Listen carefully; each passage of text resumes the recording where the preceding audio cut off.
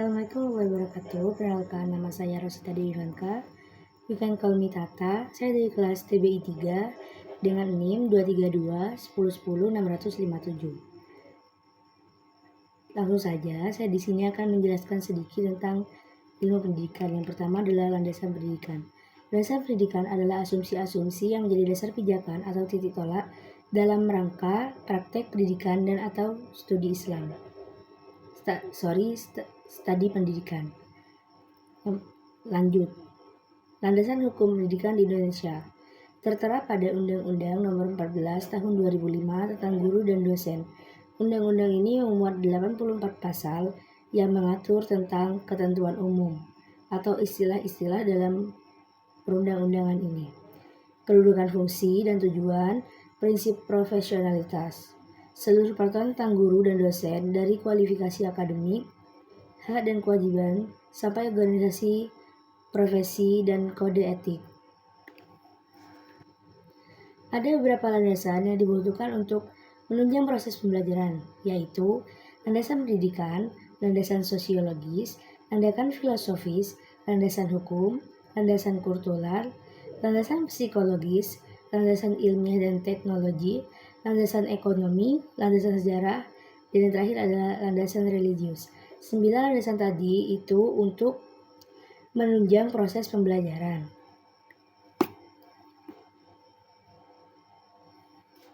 Landasan filosofis merupakan landasan yang berkaitan dengan makna atau hakikat pendidikan. Sedangkan landasan sosiologis dalam landasan sosial terlebih dulu ditentukan apa yang dinamakan pendidik dan peserta didik. Siapa yang bertanggung jawab atas perilaku dan siapa yang memiliki peran penting dalam proses mengubahnya. Landasan hukum. Dengan berlandasan hukum, maka kebijakan penyelenggaraan dan pengembangan pendidikan dapat terhindar dari berbagai masalah. Landasan kultural, yaitu kebudayaan dapat dilestarikan dan dikembangkan dengan jalan pendidikan. Landasan psikologis, pemahaman terhadap peserta didik merupakan salah satu kunci keberhasilan dalam pendidikan. Oleh karena itu, landasan psikologis sangat diperlukan dalam memahami penerapan, pengetahuan, urutan, ciri-ciri pertumbuhan, serta konsep tentang cara yang paling tepat untuk pengembangan kepribadian. Selanjutnya yaitu landasan ilmiah dan teknologi.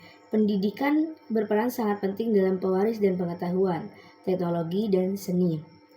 Landasan ilmiah dan teknologi dijadikan sebagai landasan dalam menentukan kebijakan dan praktik pendidikan.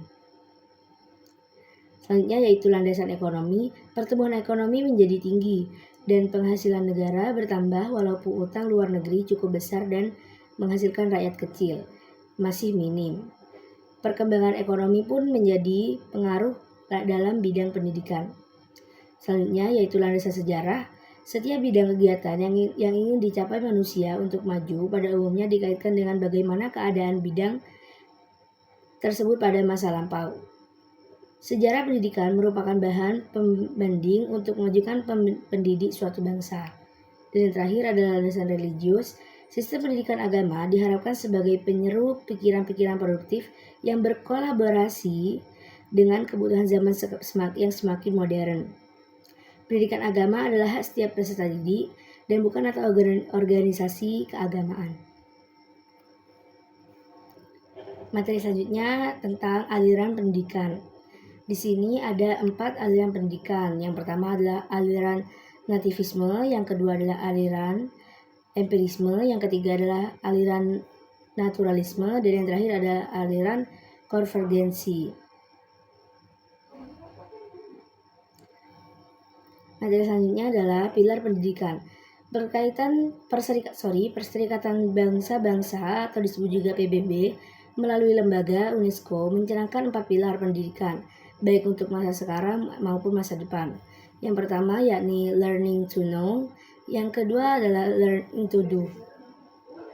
Learning to know, pilar ini dimasukkan untuk meningkatkan kognitif peserta didik akan penguasaan yang dalam dan luas. Sedangkan learning to do, kemampuan ini dalam konteks kekinian disebut dengan hard skill or soft skill.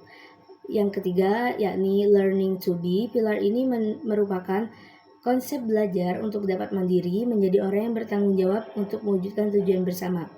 Yang keempat, atau yang terakhir, or the last, learning to live together. Pilar keempat ini adalah tujuan hidup manusia sebagai makhluk sosial. Manusia tidak bisa hidup tanpa kehadiran orang lain. Yang telah disampaikan di atas, manusia sebagai makhluk sosial. Manusia juga hidup secara bergotong royong.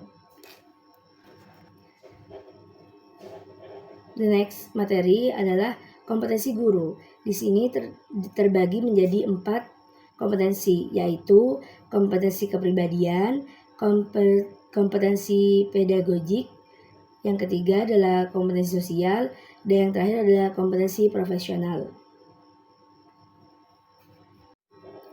Jelas materi adalah tokoh-tokoh pendidikan nasional. Di sini saya akan menyebutkan 3 tokoh.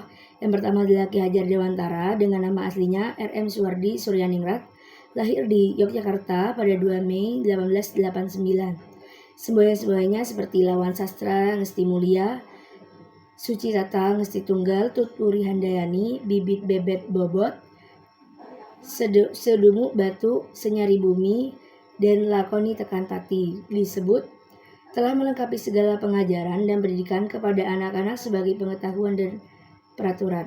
Yang kedua adalah tokoh Ahmad Dahlan, lahir di Yogyakarta pada tanggal 1 Agustus 1869. Semboyan Muhammadiyah, sedikit bicara banyak bekerja. Melalui perkumpulan ini, Ahmad Dahlan mengajarkan pendidikan Islam secara modern sesuai dengan tuntunan Al-Quran dan Hadis. Yang ketiga adalah tokoh R.A. Kartini, lahir di Mayong, Jepara pada 21 April 1879. Surat-surat yang diterima maupun yang dikirim Kartini kepada sahabatnya di Belanda dikumpulkan dan dibukukan dengan nama Van Duisternis Totlich oleh Armin Pen, diterjemahkan dengan nama Habis Gelap Terbitlah Terang. Isinya melukiskan melukiskan dengan jelas keyakinan Kartini bahwa perjuangan kaum wanita di Indonesia akan berhasil di masa yang akan datang. Oke guys, mungkin sampai di sini saja. Thank you for watching. Bye-bye.